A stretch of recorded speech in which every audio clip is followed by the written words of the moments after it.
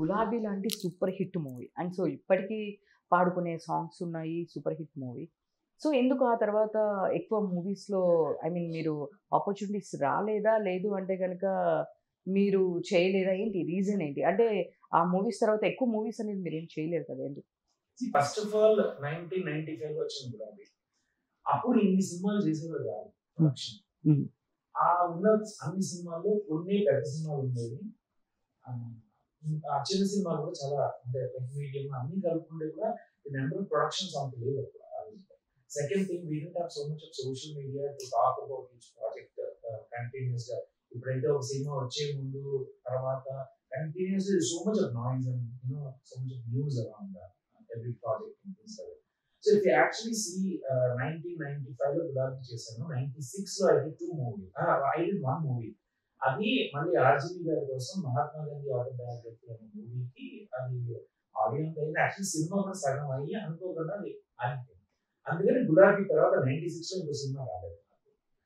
97 లో కేఎస్ రామారావు గారికి hello I love you cinema చేశాను. Veerashankar direction, Srikanth. 98 was a gap year for me. 99 లో మళ్ళీ నేను సముద్రం సినిమా కృష్ణవంశీ, ఆ తర్వాత శివనాగేశ్వర గారితో హ్యాండ్సప్ చేశాను. ఆ తర్వాత ఈ మధ్యలో ఐ థింక్ రవి చావడి, సానాయాద్ రెడ్డి గారికి బ్యాచిలర్స్ చేశాను. రవి చావడికి కాలేజ్ చేశాను. అలా 2001 వరకు దగ్గర 25 సినిమాలు చేశాను. ఈ 2001 కి 2000 మధ్యలో 2000 లో నేను మొదట హిందీ బాలీవుడ్ సినిమా బాబీ డియోల్ ఆషిక్ చేశాను. అదర్ 2001 లో ఐ డిడ్ 16 డిసెంబర్, అది కూడా హిందీ మూవీ. 2003 లో I did Rudraksh, Sanjay Dutt, Sunil Shetty starring. And again 2005-06 లో ముగ్బీర్ అనే సినిమా చేశాను. ఓం పూరి, సునీల్ శెట్టి. అలాగా ఎవ్రీ ఇయర్. ఆ తర్వాత నేను బాలీవుడ్ చేయడం వల్ల కొంచెం నేను ఇక్కడ అవైలబిలిటీ లేకపోవడం వల్ల ఒక గ్యాప్ అనేది వచ్చింది. సో బట్ ఎస్, మేబీ ఇంకా సినిమాలు చేసి ఉండొచ్చు. సో మ్యూజిక్ డైరెక్షన్ తోటి నేను మార్కెటింగ్ డైరెక్షన్ తక్కువైంది. మ్యూజిక్ డైరెక్షన్ లో మార్కెటింగ్ డైరెక్షన్ తక్కువైంది. సూపర్ సూపర్, మంచి రైమింగ్ చెప్పారు మీరు. సో హిందీకి ఎక్కువ కరెక్ట్ అవ్వడం వల్ల తెలుగులో కరెక్ట్ అవ్వలేదని చెప్పేసి అంటుంది. అక్కడ వెళ్ళడం వల్ల, ఎక్కువగా బాంబేలో ఉండడం వల్ల 2001 తర్వాత నేను సినిమాలు ఎక్కువ చేయలేకపోయాను తెలుగులో. మేబీ ఉంటే మేబీ బాబీ డియోల్ మీరు చెప్పారు కాబట్టి ఇట్లా చేశాను. ఇప్పుడు ప్రెసెంట్ చూసారు అసలుకి. అందరికీ ఒక సెకండ్ ఇన్నింగ్స్ ఉంటాయి కాబట్టి వాళ్ళ దీన్ని బట్టి అప్పుడు ఆ సినిమా తర్వాత పెద్దగా ఆయన కూడా ఎక్కువ లేవు. సో మళ్ళీ సెకండ్ ఇన్నింగ్స్ స్టార్ట్ చేసి జేడీ ఇంకా సినిమా చేసి ఉంటే నేను చేసింది ఇలా మనకి తెలియదు. ఆ కాంబినేషన్ ఎక్కడో క్లిక్ అయినప్పుడు అది కంటిన్యూ. ఆ తర్వాత జేడీ గారు కూడా మళ్ళీ అంత ప్రామిసింగ్ గా ఆ తర్వాత చేసినట్టు ఏం అనిపించలేదు. అంటే అలాంటి టైప్ ఆఫ్ హిట్స్ రాలేదు. అంటే చేశారు చేయడం. నేను చేశాను.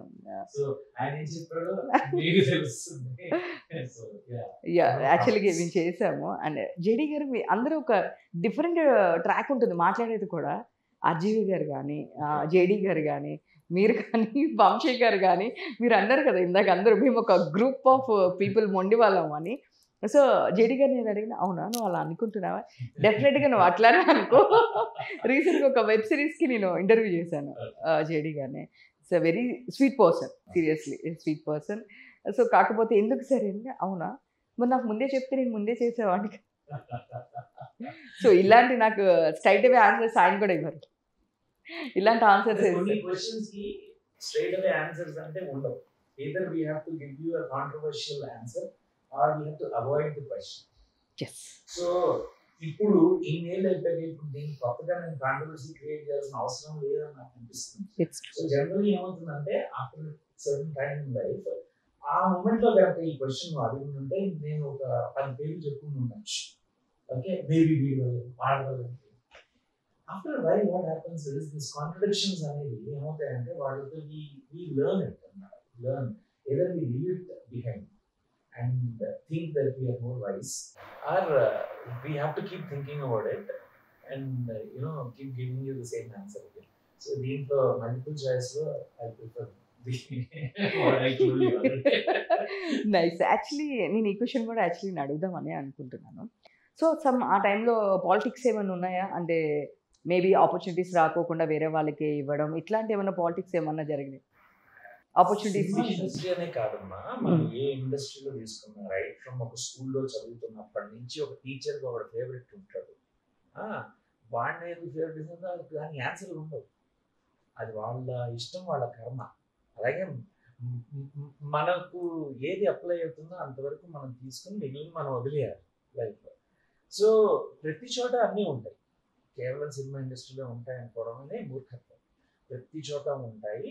ఆ పర్టికులర్ టైంలో మనకు కలిసిన వాళ్ళు అనుకోకుండా మనకి కనుక ఫేవరబుల్గా ఉంటే, ఫర్ ఎగ్జాంపుల్ నాకు కలిసిన కృష్ణవంశీ కానీ, నాకు కలిసిన రాము గారు కానీ, ఆ టైంలో గులాబీలో సపోజింగ్ నాకు వచ్చిన ఆపర్చునిటీ వీడు వద్దు ఇంకోటి అని పెట్టుకుంటుంటే అది కూడా పోయిండేది కదా. సో మనకు దొరికిందని మనం హ్యాపీగా ఉంచాలి. So happy. అంతే. సో గులాబీకి రెమ్యునరేషన్ పరంగా హ్యాపీనా? లేదు అంటే అవార్డ్స్ పరంగా హ్యాపీనా? అంటే నేను విన్నాను, నో అవార్డ్స్ నో రివార్డ్స్ అని ఒక వర్డ్ విన్నాను. సో అది మీరు చెప్తే బాగుంటుంది నాకన్నా కూడా. సో ఫస్ట్ మూవీ కదమ్మా నాది. సో నేను రెమ్యునరేషన్ గురించి నేను అడగలేదు, మాట్లాడలేదు. సో ఇందాక నేను చెప్పినట్టు మ్యూజిక్ డైరెక్షన్తో కొంచెం మార్కెటింగ్ డైరెక్షన్ అనేది ఉంటే బాగుండేది అని అన్నాను కదా. సో ఒక సినిమా అడగకపోతే మరొక సినిమాకి కూడా ఎందుకు అడగాలి అన్న కాన్సెప్ట్ సినిమా. సెకండ్ సినిమాకి వెళ్ళినప్పుడు దీనికి నాకు ఇంత ఇస్తారా అని అడిగితే మరి దానికి తీసుకోలేదు, దీనికి ఎందుకు నీకు అనే క్వశ్చన్ అనేది వస్తుంది కదా. సో ఎక్కడో దానికి ముందు తీసుకుని ఉండాల్సింది maybe.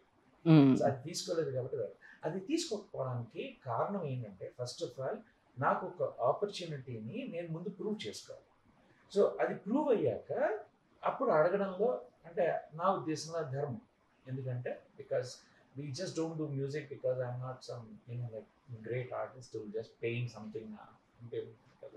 So I am not a king. So obviously we need the money for survival and we need money to further our ఈ మ్యూజిక్ అనేది కూడా నేను చెప్పింది మొదట ఏంటంటే టెక్నాలజీ కాబట్టి lot of investment will go in to that music technology. ఒక music చేయాలంటే కూడా ఎంతో సాఫ్ట్వేర్ కొనాలి, దానికి ఎన్నో ఇన్స్ట్రుమెంట్లు కొనాలి, ఇవన్నీ ఉంటాయి కాబట్టి మంచి స్టూడియో ఉండాలి. అలాంటివన్నీ ఉన్నప్పుడే మనం అనుకున్నట్టుగా సౌండింగ్ అదంతా ఇవ్వాలి. సో వీటన్నిటికీ చాలా ఖర్చుతో కూడుకుంటాం. అందుకనే సినిమా తీయడమైనా, సినిమాకి ఏమైనా పాటలు తయారు చేయాలన్నా కూడా it's a very costly effect. So some producers who are ready to bear the expenses, obviously we want to work with them.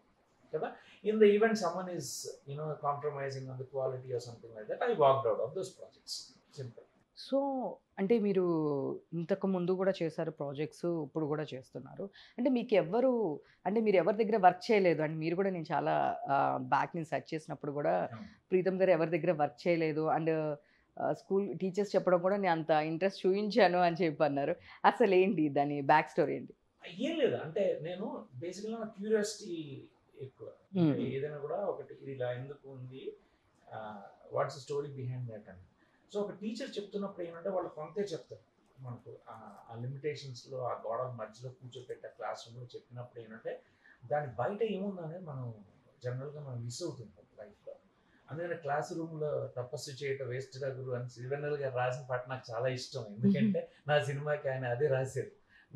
నా థాట్ ప్రాసెస్ కూడా అలాంటిదే కాబట్టి. సో ఇలాంటివి సో ఏమవుతుందంటే ఒక్కొక్కసారి ఆ సిలబస్ కోసమో దేనికోసమో ఇంతే చాలు నీకు ఇంతే చదువు అని అంటారు. I'm not someone like that. So I want to know more about it or something. నా నేచర్కి అది సెట్ కాలేదు, అంతే, సింపుల్.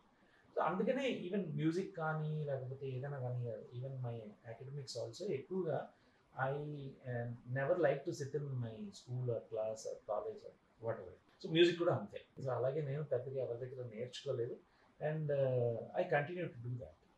మీరు అనొచ్చు మీరే నేర్చుకోవడం ఇష్టం లేనప్పుడు మరి మీ అకాడమీ ఎందుకు, మీరెందుకు వేరే వాళ్ళకి పాఠాలు చెప్తున్నారు అని అంటే first. So let me tell you why. So నా అకాడమీలో కూడా వాళ్ళకి ఒక సెట్ పాత్ అనేది అంటే ఒక బేసిక్ సిలబస్ అనేది ఉంటుంది. But the teaching pattern is very different. So we don't tell them that ఇది ఇలాగే చేయాలి అని చెప్పాం, ఇది ఇలా కూడా చేయొచ్చు అని చెప్పాలి పిల్లలకి. అలా చెప్పినప్పుడు వాళ్ళు they will listen to it. So అలా నాకు ఎవరు చెప్పలేదు కాబట్టి నేను I didn't listen to that. So నాకు మీతో మాట్లాడుతుంటే అజయ్ గారితో మాట్లాడుతుంటుంది.